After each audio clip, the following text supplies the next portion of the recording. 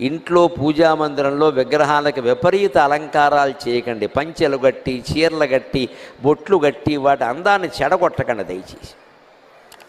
ఎలా ఉందో అలా ఉండనియండి. ఫోటో అయినా సరే, విగ్రహమైనా సరే.